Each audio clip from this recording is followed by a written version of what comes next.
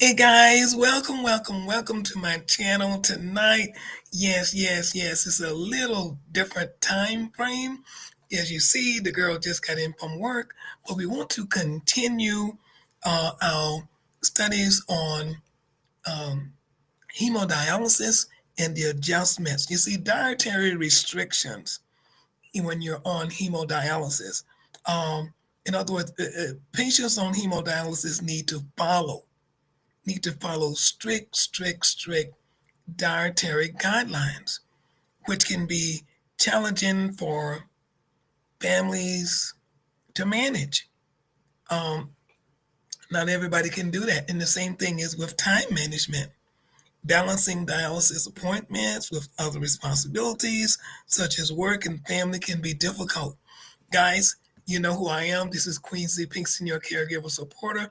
Right here, right here. Yes. And I don't have on my shirt tonight, but I was a dialysis caregiver of my late husband for at least 20 years and also caregiver of my late mother. I work in dialysis now, just got off actually from working in hemodialysis, but I wanted to come in and get this vlog up to you tonight. We want to continue this, and I want to take a moment here to say thank you. My goodness, the comments are just outstanding. They're astronomical, guys. Thank you so much. So glad that we're able to share something that can uplift the ones of you. This series, this podcast will not definitely be for everyone, but the ones of you that are dealing with dialysis, not just hemo, but dialysis period, you're going to get something out of um, this podcast. So thank you so much for coming in. Um, so lifestyle adjustments we're talking about tonight, real quick. The dietary restrictions. Patients on hemodialysis, they need to follow the strict dietary guidelines. If you don't follow those guidelines, it can be devastating unto you. Um, One of the things that you have to be aware of, you have to watch.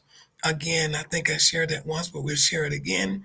You have to watch your electrolytes. You cannot now overdo potassium. You cannot now overdo phosphorus. As a matter of fact, one of the clients was just sharing today. He said that I'm beginning to itch more. I'm itching. I'm itching now. And one of the first things that came to my mind was, okay, his phosphorus is getting high. And so you kind of thought about it, and we used to ask questions. Well, what have you been eating? What have you been drinking? We start looking to find out what foods are high in phosphorus. Let's just take a quick minute here and see. Let me see something here. Can I pull up something here? Um, yeah, because you can get guidelines for this, and you can get let's see, let's pull up one here real quick. Because a lot of times when you go to the hospitals, they don't put you on that diet. You have to know that you need to be on that diet. Okay, you have to know that you're on a renal diet, and you have to remind them that you're on a renal diet. Okay, yes, that's very important. I'm looking up something here for you as well, give you the correct information. Let's just look real quick. Um, renal diet food list. Let's look at the food list first, and let's just see what we have here. Renal diet food list. Yeah, yeah. Like I said, I just got in, guys. I want to share this. Let's see can we find the chart. Okay, okay. All right. So I'm going to look at the 20 best foods for people with kidney disease. Let's see can we find. Let's try that one. Let's try that one. Okay. All right. The 20 best foods. Let's see what we have here. Okay. So she's saying that if you have kidney disease, you may need to follow a specific diet. What I just said, you not may, you do need to follow a specific diet. While this diet may not completely heal your kidneys, it may help protect them from further damage. Okay. So when your kidneys aren't working properly, waste, remember we talked about that, waste builds up in the blood, including waste products from food. People with kidney disease can benefit from the following special diet known as what? Renal diet. So what are we talking about? Black family caregivers mastering life with hemodialysis adjustments. When your loved one gets on hemodialysis, there is a lifestyle adjustment. We talked about that. It affects the whole entire family. Okay. So here it says we look at 20 of the best foods for people with kidney disease as we're talking about managing that lifestyle. So let's see what the list is here. Okay. Dietary restrictions vary depending on the level of kidney damage. People with later stage kidney disease will have different limits. So if you're already on the machine or something, you're going to have different limits. Okay. The diet will need to boost kidney function at any stage while lowering the risk of further damage. All right. So while diet restrictions vary, people with kidney disease typically need to restrict the following nutrients. The kidneys may have difficulty removing or processing these nutrients, and high levels can cause damage to the body. This is critical. The kidneys might already be damaged, but if we don't continue eating right, we can cause what? Damage to the body, to the body. So you hear me often, first you heard me talk about potassium, but I'm going to start with this list because this is very important. Sodium, sodium. And as I was at work today, and the nephrologist came over and he was making some comments to some of the clients, and I'm always listening. And one client was concerned about his blood pressure, and so he said that he had gone to his cardiologist, and his cardiologist had said to him, "You need to drink more water." Wow. Okay, so he's hemodialysis, and guys, this can go for anyone, but right now we're focusing on hemodialysis. That's what we did. So he's on hemodialysis, and his cardiologist is telling him, "You need to drink more water." That is a no-no. So immediately the nephrologist said, "Oh, no, no, no. They don't understand. You can't drink more water." Why?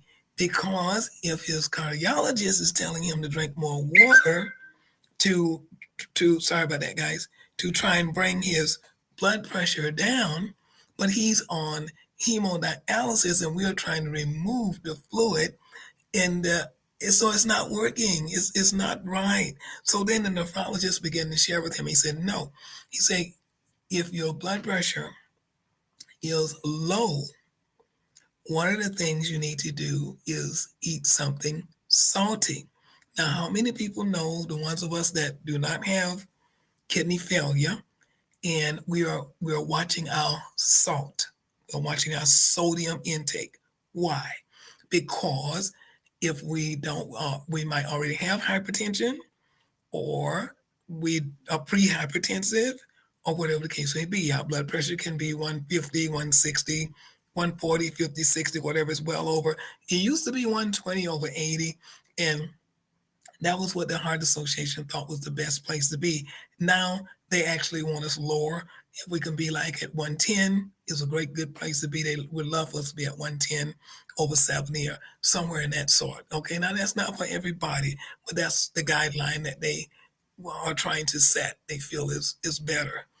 Um, okay, so the nephrologist was sharing with the clients because he's thinking my blood pressure drops, so my cardiologist says I need to drink more water, and he's on dialysis, and so he was pouring in the water, and so the nephrologist is saying, "No, no, no, no, no, you can't do that." Now, what was the problem? Was the cardiologist just didn't know what was going on, or in the most respectful way that I can say that? In a sense, the answer is yes. Dialysis is a specialty. So is heart a specialty. Eyes, when you go to the ophthalmologist, that's a specialty. You go to the dentist, that's a specialty. Anytime. So what is happening is this. The eye doctor has no idea what is going on with your hemodialysis. So they can tell you, oh, you need to do this one, and they don't know. So the cardiologist, his job, he works on the heart, not on the kidney. So therefore, he doesn't understand. He doesn't know. He hasn't studied what is happening with the kidney, and it's not functioning. You're on a dialysis machine, and he's telling you to drink more water. And we are going crazy. Why do you have on so much fluid? What is going on with you? Oh, they told me to drink more water. No, no, no. I remember I had that same problem when my husband would go into the hospital. And the first thing we do when you go into the hospital, you might notice, we must open a line. We have to open a line into your body. So what do we mean open a line into your body? We have to put in what we call an IV. We put an IV in, and you'll see us hang a bag of fluid, which is called saline. Saline is salt water, but it's the same salty solution that is in your body. Our body has salt in it. We can't live without salt. We have some salt. It's just the amount of salt that get us into trouble. So, for example, when you sweat, if you ever sweat and you ever tasted your sweat, it's salty. Okay? So we have to have salt in our body, but it's the amount of salt that can get us into trouble. Okay? So when we put that IV in your arm and we're opening up a vein, just in case we have to give you any type of medicine or something we have to do right away, we got an open line to get it into you. In the meantime, that drip that is dripping in that look like clear water, that's just saline. That's your salt solution. It's keeping your arteries going, and it it um it agrees with the solution in your body, the natural solution that God has given us in our body. So my thing was I had to make sure I tried to advocate, guys, please, he's on dialysis. You can't give a whole lot of water. We can keep the line open, but you can't just pour it in. You can't pour it in because he's going to blow up and he can't get it out, right? So that's why the nephrologist said no, no, no to the instructions of the cardiologist because you can't do that. And as Black family caregivers, when you are with your loved ones at the hospitals or wherever they are, you must be on guard. You must be on guard. Say, guys, he can't have a lot of fluid. He can't have a lot of fluid. He's on dialysis. He can't have a lot of fluid. All right? You got to have some fluid. You can have maybe a liter, 2 liters, or something, have some, but you just can't just pour it in. So the normal thing for somebody to tell somebody that's not on that machine, drink water. Make sure you're getting a liter a day, 2 liters a day, pour it in. I have to get my water in because I can expel my water. The kidneys can get rid of that excess water. But when they can't, you can't do that now. So let's talk about this. We're talking about the food you can eat now because we're talking about that lifestyle adjustment. So that right there, number one, is a lifestyle adjustment. That's mastering that lifestyle adjustment because before they got on hemodialysis, they didn't have that problem. They probably could chug a lug, you know what I mean? A bottle of pop, a chug a lug this, or do like me, I just come in and got some orange juice here. Chug a lug some orange juice down, chug a lug some grapefruit juice down, whatever you want, just go for it. But you can't now. It's a lifestyle, it's an adjustment now. This is a big adjustment. You're on a renal diet. All right. So the first thing that I see that's being brought up here is sodium. Sodium. Let's see here so we can find this back again. All right. Sodium, 1/2 cup, or about, what is this now? Oh, that, no, I don't want that. That's talking about fixing some type of cauliflower solution. That's not what I want. I don't want that. Okay, let's find the list. So salt is one of the things that we got to make sure that we, as a, here I am, I'm back to the right screen now. As a dialysis caregiver, we got to monitor the salt solution, because water follows the salt. Salt draws. So when you eat something salty, potato chips, eat something like that, first thing you want to do is you want to go and drink something, right? So water follows the salt. Now, again, if the blood pressure is low, and this can be for dialysis people or anyone else, I used to do it for my mom as well. If you feel that for whatever reason you're about to pass out, your blood pressure is very low, it's good to keep some broth in the house or something like that, because broth, unless you buy the low sodium, it's normally kind of salty. Broth is salty. Um, your soups are salty unless you get the low sodium soups or something like that. So you can quick give somebody, if they can drink it or eat it, drinking would be better, a nice warm cup of broth or something to help bring their level back up.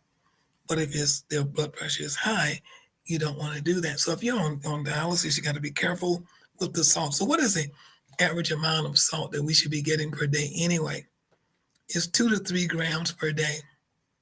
2 to 3 grams per day.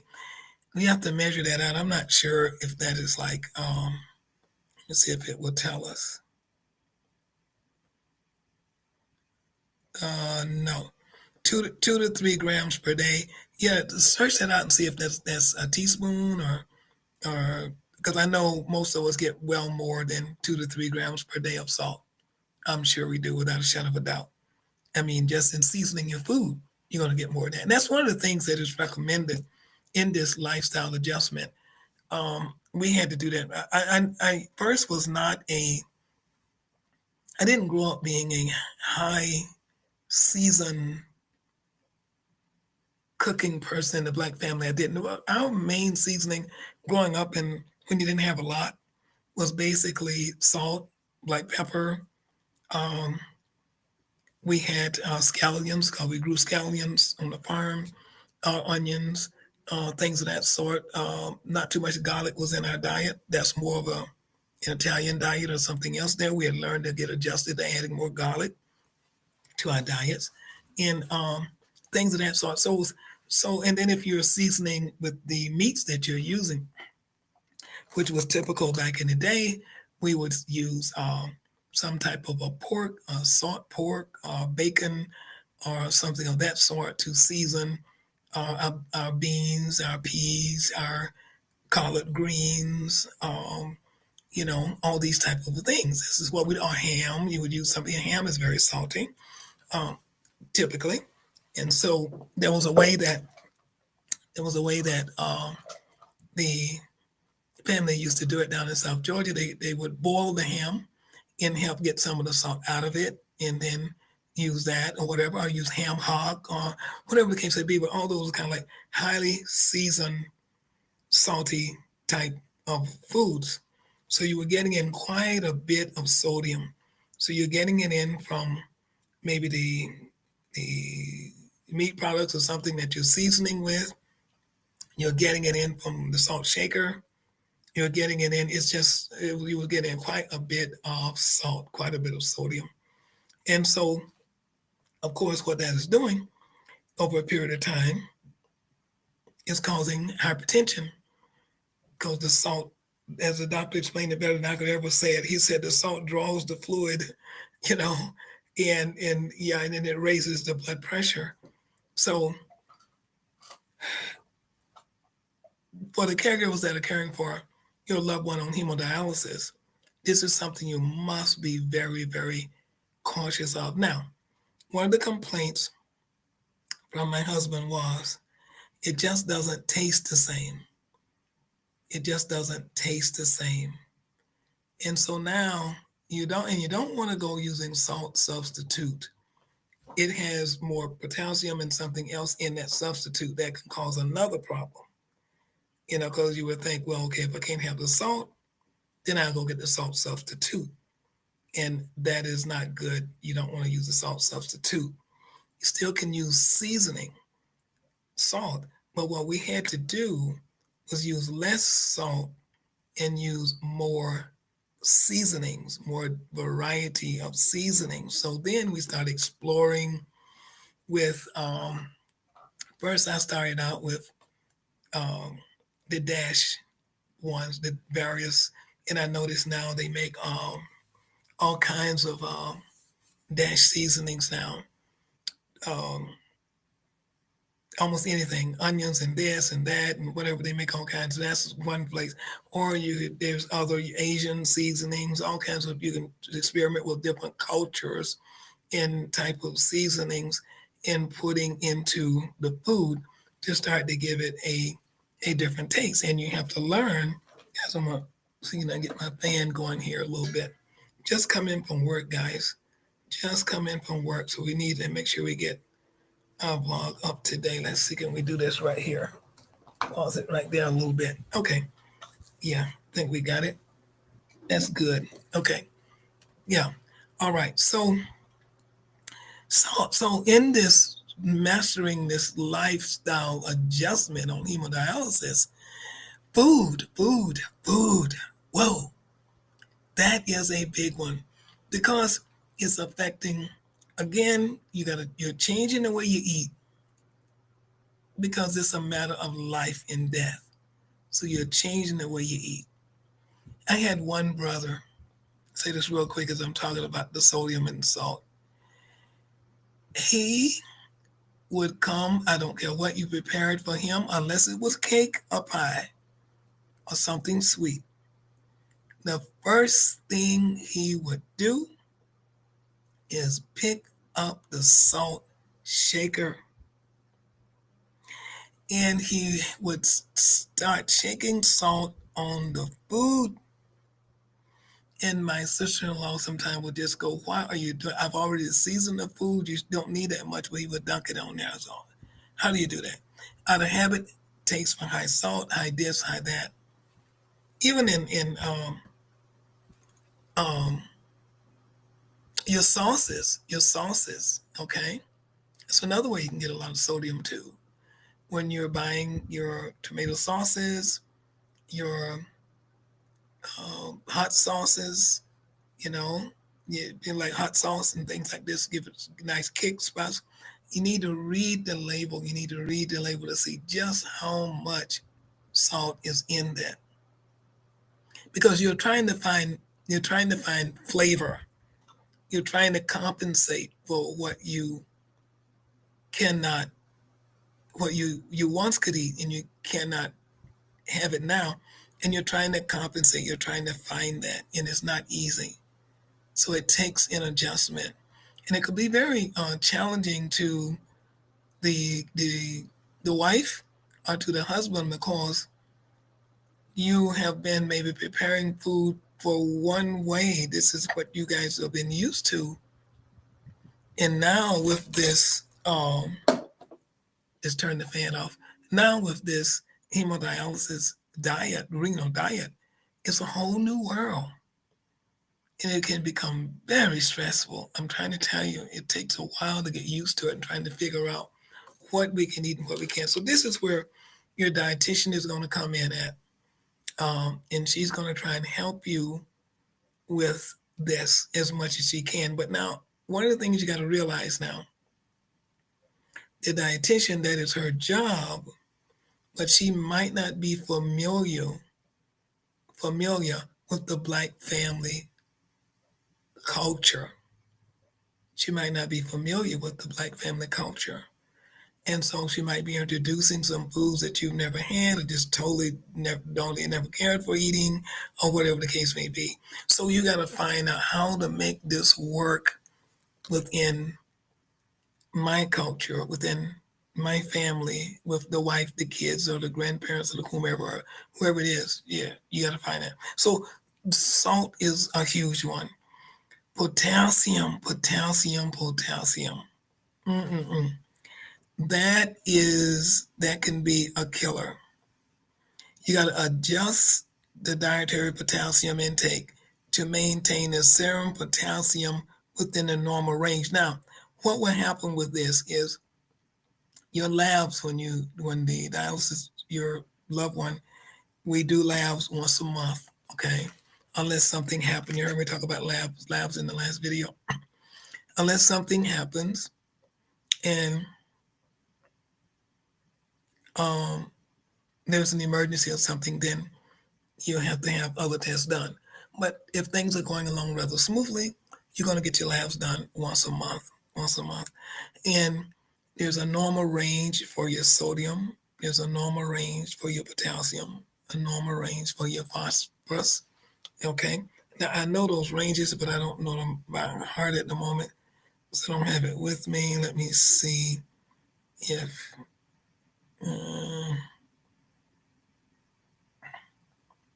they're not giving the dialysis ranges here. They're just saying in general, how much you should have. They're not giving the dialysis ranges there. All right, so we won't do that. Okay, so the sodium, the potassium, um, these are all critical electrolytes that we have to watch for. You can't just go maybe and grab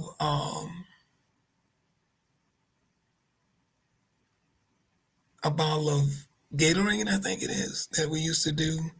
You get hot and you're athlete. Remember you're athlete and you're running.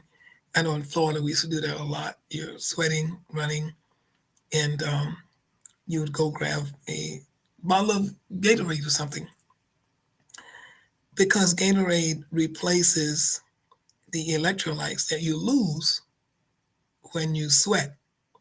When you sweat, um, when we sweat, we lose not just water, but we lose potassium, we lose phosphorus, we're losing electrolytes. And this is one of the reasons you see on the football field they have Gatorade probably in water instead of just plain water, and they're not going to have other stuff, okay? Because they're trying to replace those electrolytes that they're sweating out at the time. So it's your potassium. It's you got to eat less salt. You're watching foods high in potassium and in phosphorus. Now phosphorus is an interesting one because that's going to be comes from more than one thing, and you can look this up. But most of your dark colored pops, your dark color stuff, for example, that's a good example, good way to think about it right there. Your Pepsis, your Coca-Colas, your things of this sort, if it's dark color, it's probably going to have a lot of phosphorus in there. And so again, everything has a level. Everything has a level. And you know those your lab test is going to give you those levels when you're on dialysis. So when you're drinking a lot of pop, a lot of phosphorus, dark color stuff, your phosphorus is going to go up. And that's going to have a reaction on your body because, again, why is all of this important? Why? Because the kidney cannot get rid of it because the kidney is not functioning and it cannot excrete it out of the body. So it builds up in the body. And therefore, we in turn, as we're doing hemodialysis on the machine, is trying to get the fluid off as well as take off some of those toxins that you don't need. But we are not, depends on how much fluid you have on. If you decide to drink, we can't take a whole lot of fluid off at once because the heart can't stand it. It would be too hard on the heart. So that's why we would sometimes take off some off of your loved one and then take off more of the, and we forever telling your family members, may they watch their fluid, watch your diet, watch your fluid, watch your diet, watch your fluid. And it's like a broken record over and over and over, but that's what it has to be. So Let's review real quick so we won't be so long. Let's review. So eating less salt, watching foods high in potassium and phosphorus, and limiting fluids can be very frustrating. We've already said that. I said that a dietitian will work with you, okay? And she will help you try and understand. And also, she will try and teach you how to eat small amounts of restricted fluids. So, foods. So it's not that you can't ever have a Pepsi or ever have a pop or ever have a this or ever have a that. No. But you might not be able to have as much as you used to have. So you probably heard the saying, everything in moderation, everything in moderation. And even the ones of us that are not on the machine, and family caregivers, I'm going to tell you something too. This helped me an awful lot. This helped me an awful lot because I never was a label reader. I never cared much about reading labels on cans and cereal boxes and food you're buying stuff and reading labels. I would just go buy it and you put it into the cart. That's what we did. You want to get this, you buy it and you put it in there and you go on with it, right? Well, when you're on hemodialysis, that's a no-no. So family caregivers learn to read the labels. Listen, I don't have one in front of me right now, but when you pick up a can of corn, just a typical can of corn, okay? And I had to learn this because I had never looked at this before. So you get a can of corn off the shelf, turn it over on the back and begin to read the labels. Remember we talked about sodium, right? So if it says, for example, 480 milligrams of sodium, well, now you got to ask yourself a question, and I was taught this. How many servings are in that can?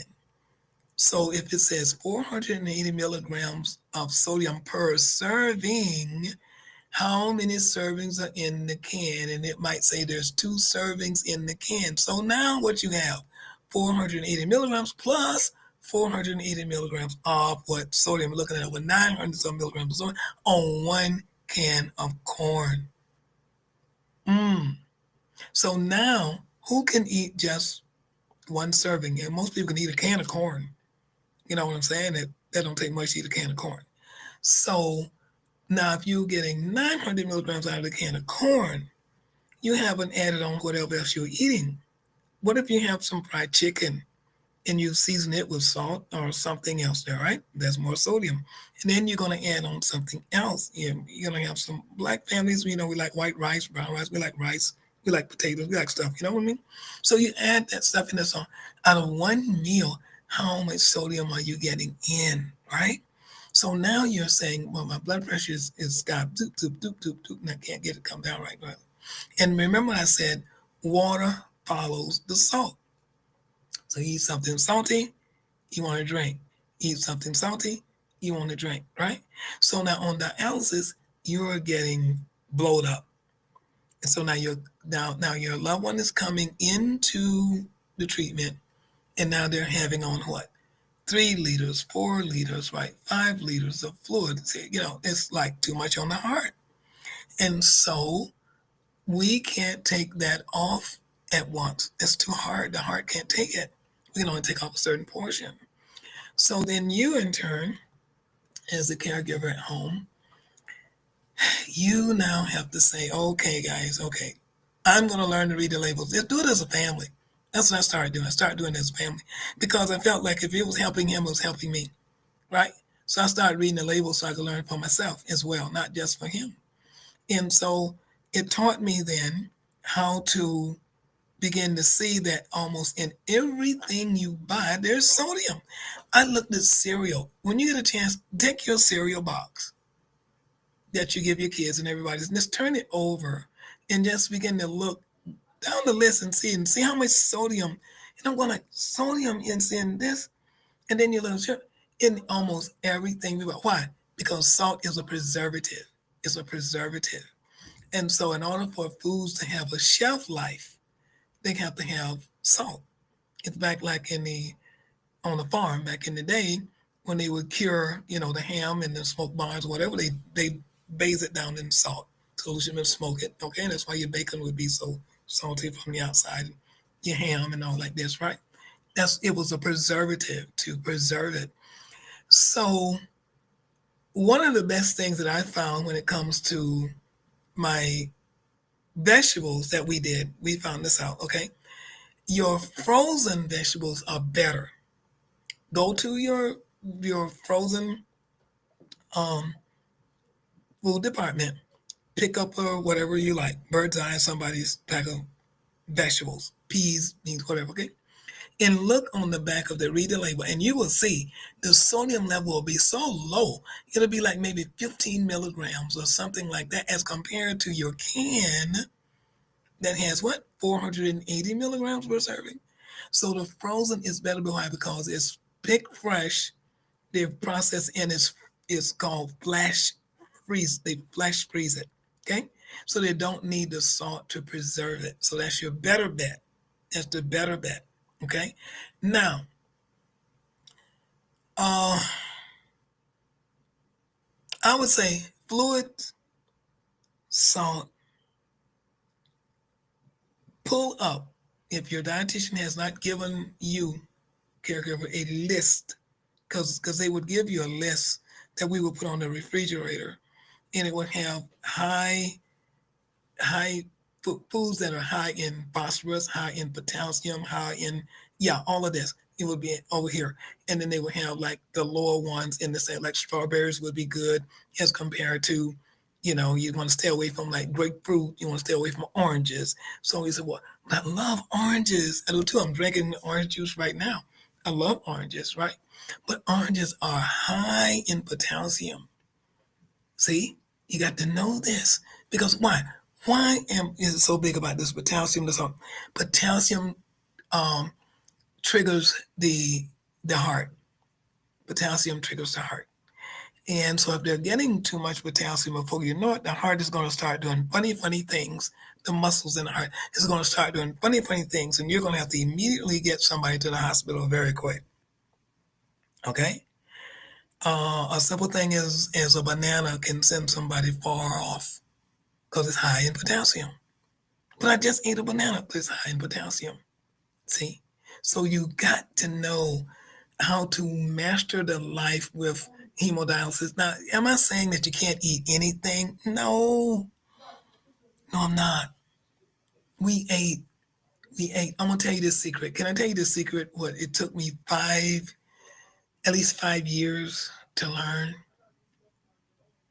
I'll tell you that secret. Just hold on. It took me about 5 years to learn this. Because at the beginning, I was like, okay, I can't cook this. Okay, the man like beans. Okay, so I can have the beans because the beans are high in phosphorus. And they got this, they got that. And then and then you get too much phosphorus and other things. What are you going to trigger? Like I said, trigger other things in the body, right? So I don't know if you ever heard of gout. Gout is a form of arthritis, and so it starts like it's that one that starts in the big toe, and hurts so very badly. People in there, the gout. Yeah. So there's certain foods that would trigger the gout. And okay, why would that happen? Again, the kidneys are not working, so they can't flush this stuff out, right? So it stays in the body, right? So now it's gone down into the joints and it's caused this severe pain that you're having. I've heard people say, and not just people, I've heard my husband, he used to say, you know what? I think I would prefer to have a broken bone than to have this gout. He said this stuff it hurts like crazy. Once he figured out what was triggering the gout, what foods was triggering the gout, then he was careful to avoid those foods or eat them with the word in moderation. Eat them and just a little bit to get the taste down and let it go, right? Okay, so what are we saying in mastering this life with hemodialysis adjustments? These are adjustments that need to be made. Again, it's not that you can't prepare your food like you used to. You can learn how to do that. You can't eat the things that you used to eat. You can learn how to eat those. There's some things that you can do to your potatoes. Um, as we're talking about the diet, we haven't even gotten to the time management, my God. But as you're talking about the diet, um, with your white potatoes, all right, there's a thing called blanching the potatoes. I don't know if you ever heard that, okay? On hemodialysis. So caregivers is called blanching. So what are you doing? You're gonna take your white potatoes, your Irish potatoes, okay? And you're going to peel them and cut them or whatever you want to do to them. But you're going to put them in water and you're going to put them in the refrigerator and you're going to let them sit like overnight. So what is happening? Osmosis is taking place, right? So that water is going to suck out a lot of that potassium out of there. And then when you get ready to use them the next day, you're going to pour that water off, rinse them, and then go ahead and cook them the way that you were going to cook them. So now they are not so saturated with so much of the potassium because they are high in potassium, right? So there are things, there are many, many things that can be done.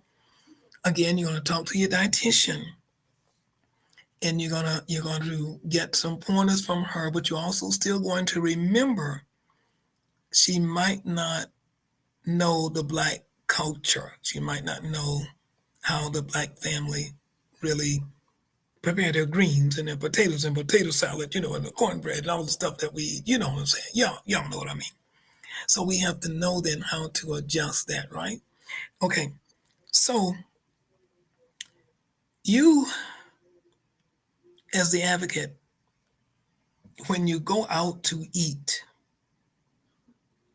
to the restaurant, to family gatherings, to church socials, wherever you're going, what you got to do now, okay, you might feel a little uncomfortable doing it, but you're going to get used to doing it, right? So you're going to ask some questions before you prepare your loved one's plate, right? So what I would do is I would ask, if there's collard greens, can you tell me what meat do you have in the collard greens? Is it pork? Or is it smoked turkey? Or what is it? So I know what's in there and I can kind of judge on how much salt and sodium and other things that they're going to be getting in their food. So you would ask that. So I can remember having friends, they hear this video, they're going to laugh, that they didn't know why I was doing what I was doing. And they would say, boy, I don't know. And they call me by my last name. And I'm a minister. So they said, well, Sister Pinkston. They said, wow, Sister Pinkston is very strict about the food that she let mother eat. Or she's strict about the food that she, and she's always asking, what's in there? So how did you prepare it? So they didn't know that I had to be a go-between, to be an advocate, because I didn't want them to go to the hospital. I knew that if they eat just so much of the wrong thing, it could trigger them just like that, and they could be in the hospital. For my mom, she could eat and her blood pressure could go, boom, she's up because she was eating the wrong thing. So I had to be that advocate to do that, right? Mastering that life with hemodialysis or just whatever else you're dealing with, high blood pressure, diabetes, or whatever the case may be. These things can work for more than that. It's just that I'm talking about hemodialysis. All right. So now, please, please, please grab hold of this. Number one, the best thing I could say would be limit the salt. Read labels. That'll be your takeaway. Limit the salt. Read labels. Work with the dietitian to find out what she has to say, and then talk about seasonings. Be open to learning other types of seasonings. All right. Excuse me, I don't know time, and I don't have my season thing in front of me, but the various seasonings, and finding out which seasons can maybe enhance the food and make it taste good without so much salt. We got to learn how to do that. It's going to help us live, help them live. It's going to help us live, and it will also help your children too, because they don't need to be get started out with this high sodium diet forever. It helps the whole family actually, really. Now, I promise you I was going to tell you a secret here, so I'm going to tell you in just a second. Let me see. I had one other thing. We didn't talk about this. Oh my God. So I put on the thing here, time management in there. Okay, let's do this real quick. So taking all your medications and following the recommended diet and fluid restrictions are very important to your success on dialysis or on transplant. Guys, I'm not going to talk about transplant tonight, but I do want to throw out a point, because one of my friends, my best girlfriend, shout out to Melvin and congratulations on your transplant. And may God bless you. And I pray everything goes well. I pray that this goes well for you. But when you sometimes you can think when I get a transplant, all is done. This is it, man. I'm gone. Not because transplant is just an alternative. It's not a cure-all. So there's a whole lot of restrictions that go along with having that transplant. And I won't go into that tonight. But it's not just I'm back like I was and I'm going and kaboom. No, it's not like that. You don't have to go back and get on the machine once we get it working and your kidneys are functioning. You don't have to do that. So you're free from going that type of stuff and all like that. But there's other things that go along with that, okay? So you still want to watch your diet and what they tell you to do. Follow the guidelines of your care provider. All right. So for dialysis patients, failure to cooperate can lead to serious complications such as bone disease. So if you're not um, being compliant in getting your treatments, family members, if they're just, I'm not going today, I didn't drink too much, I'm okay, I'm scheduled to go, I'm gonna skip. Not good, not good, not good. Because what's happening is this. See, I say this in a short way. What's happening is this. We are removing fluid, but also, again, we're removing toxins, waste that normally you, caregiver who is not on dialysis, remove when you go to the bathroom. When you go to urine, all that stuff goes away. When you're on the machine, it stays in you. Remember I told you about the baby diaper? After they urinate and after a while the old diaper will begin to smell of the ammonia and this type of a thing. Well, that stays in you. And we have to remove it, right? Okay, so if you're skipping treatments, you're getting more and more of that ammonia and that uric acid and that buildup smell inside of you. There have been, how can I say this? Okay, you ever smelled, back in the day we would call them winos, somebody that just drink wine. And it could be a day like they maybe didn't drink, but you still smelled it like it was just reeking through their sweat pores, or like it was just still in their skin or something. Maybe they didn't even have a drink that day, but it was there, still in there.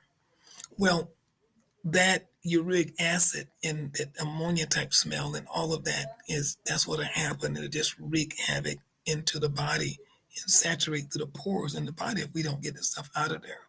Now, it says here that it also can cause complications such as bone disease. It can also cause heart attacks. It can cause stroke, and even you can even die because you can get something called sepsis. And that's when you've probably heard of that term. That's poisoning the body. Yeah, that's not a good thing. That's not a good thing. Okay. Um, so you want to remember to do what? Take your medicine. You want to remember to what? Go to treatment, even when you don't feel like it, if you can. Try to get there. I won't say that you won't ever miss a treatment. There are some people, unfortunately, do. Some things happen and you have to. When that happens, we can adjust that. You can call in and you can reschedule and make up for that day, right? So you say, well, how do you make up for the day? Well, you might have to do 2 treatments back to back. So if your day is normally Wednesday and you miss, you might have to come Thursday. And then if you're not just Wednesday, I'm sorry. If your day are normally Monday, Wednesday, Friday, you're never going to have just one day unless that's a special order from the doctor. Most time it's 3 days a week. Okay. Monday, Wednesday, Friday, Tuesday, Thursday, Saturday. That's the way it goes. Okay. So if you're a Monday, Wednesday, Friday person and you miss one of your days, then that means you'll have 2 treatments back to back. So if you're supposed to be there Wednesday and you didn't come, you have to take it Thursday and Friday to get your system, to keep your system in functioning. So I'm hoping some of these things that we're sharing is helping. Um, Guys, I really appreciate the comments, man. I've really got some great comments on these things, and I'm just doing what I know to do. Like I said, I do what I do because of what I've been through, and I would like to die empty. I would like to not have this knowledge inside of me and not share it with somebody and knowing that it could help somebody. I wouldn't want to do that. Um, there are books and all kinds of things that you can get, but to me, I think if you've lived it, and what you go through might not be the same thing everybody else goes through, but I believe that sometimes they might can identify. Because I know that you can identify with the food thing. Because I'm telling you, that house can be something else. Kids eating one thing, and you're on a regular diet, and now they're on a renal diet, and you're buying this and buying it. It just really be. And again, like getting to the treatments, making sure the medication is being taken, watching, making sure you don't get too much fluid on, because if you get on too much fluid, it's going to keep the whole family upset. Why is that? Because you're not going to be able to breathe right.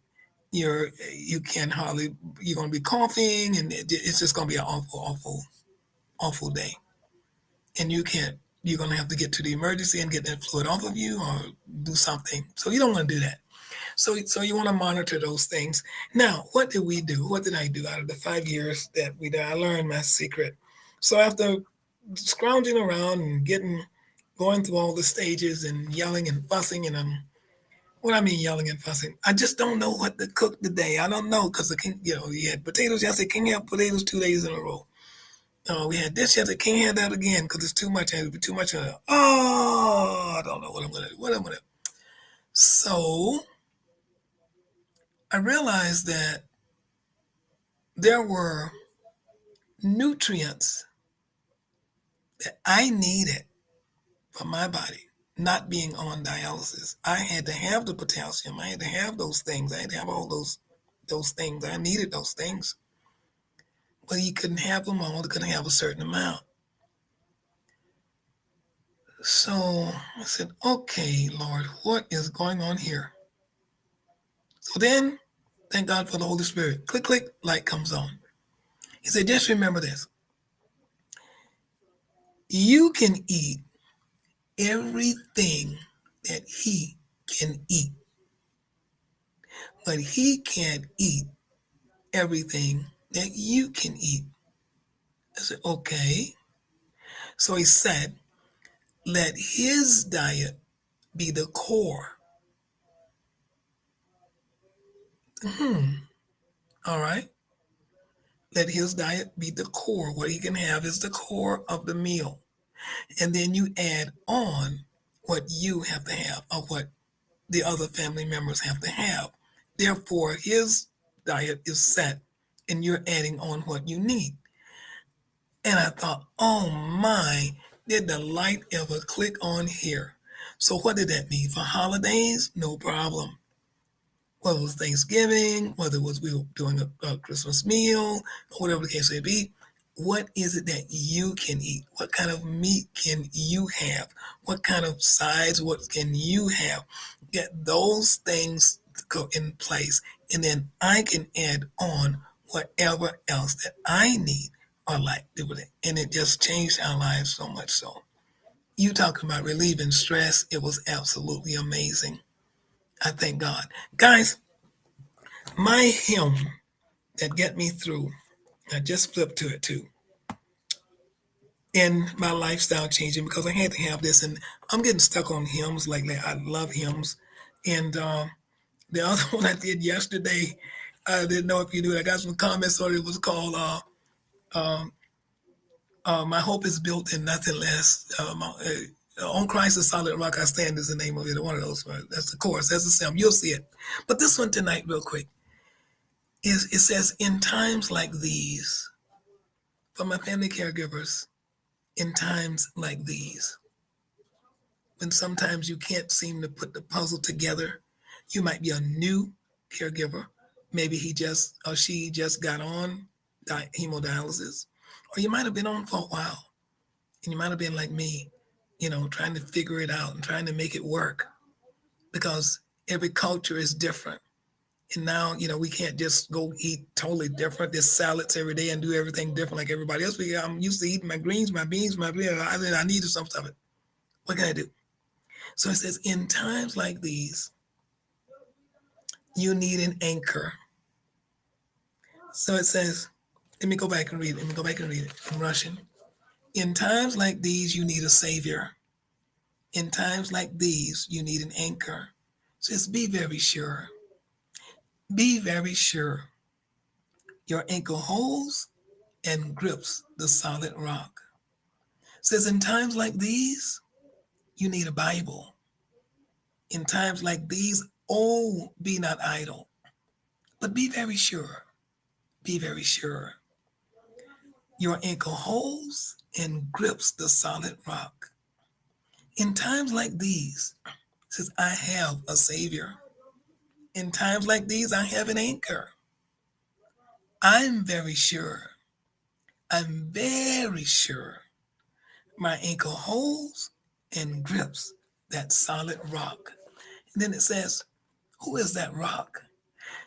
This rock is Jesus. Yes, he's the one. This rock is Jesus, the only one. Be very sure. Be very sure.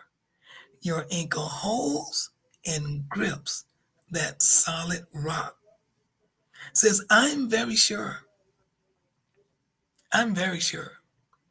My anchor holds and grips that solid rock. I want to encourage you tonight. Whether you have the diet down pat, whether you can't just put all the pieces together and trying to master the life of being on hemodialysis and all the adjustments and the new changes that have come, the treatments, the food, the medication, the stress, the all that's going on. Know that your anchor is Jesus. And do like I did, just call on him and say, Lord, I need you to just help me balance this out because I can't do this alone. And we're going to talk about, in our next video, support. Support is so critical. We've talked about it before, but I want to go into it in a more depth level in giving you some avenues and maybe leaving some places or pointers that you can find. Because see, that people are listening to me around the world. It's not just here in Rochester that people are listening to me. And I don't know what avenues you may have, but you may be able to find some support to know that you're not in this alone and that you're not the only one. But I encourage you to know that you can do it. God sustained me for 20 years. Some people longer, but that was my season. Started out a little rough, a little shaky, trying to get adjusted to whatever was going on, emotionally, spiritually, physically, but I kept holding on to that rock, and it sustained me. I was very sure that I had an anchor, and I knew that no matter what was happening, I was like being when my husband and I would go fishing in the boat. We would go fishing in the boat in the Gulf of Mexico. We're in the Gulf of Mexico with our 14-footer. Jesus, can you believe it? I don't know what's wrong with me. Why did I trust him so much? I'm out there in a 14-footer in the Gulf of Mexico. We're fishing. But when he would throw out the anchor, the boat would rock. But we were steady. We were sure. So you be very sure that your anchor holds and you grip the solid rock and you will make it through this. You will master this life. You will master this life of hemodialysis and you will master the adjustments. And I believe, I'm gonna prophesy that you're gonna write me a note and you're gonna say, you know what? I tried some of those things you told me and it made it better for me. I started doing some of those things you said and it changed things around for me. I was struggling, but I'm not struggling so much now. And I'm waiting for it. I'm waiting for it. I'm telling you, I got a feeling it's going to come. Somebody's going to say it. I didn't know how to blanch the potatoes, or I didn't know how to do this, or I wasn't sure about the potassium, or wasn't sure about the phosphorus. I didn't know why he was itching so much. I just didn't know this. We tried some different seasonings and it's working out. Yes. We were watching the fluids. Forgot this one. Do I have time? Hard candy. Sour lemon drops or hard candy. Frozen fruit. You can suck on those things. Get those caregivers if they can have it. Now, if they're on diabetes, watch the candy. If they're diabetic, watch the candy. But if they're not, they can do that unless you get the sugarless, okay? That helps to keep the mouth moist, and therefore they don't have to drink as much. Guys, we're going to share some more information with you next time. We got to get out of here. God bless you. Father, bless each and every caregiver on the sound of my voice, and bless each and every family. I pray, Lord God, that you will just let them know that you are there with them. You will never leave them nor forsake them. You will give them wisdom, you will give them knowledge, and you will give them understanding. In Jesus' name, amen, amen. Guys, we're going to see you right here next time.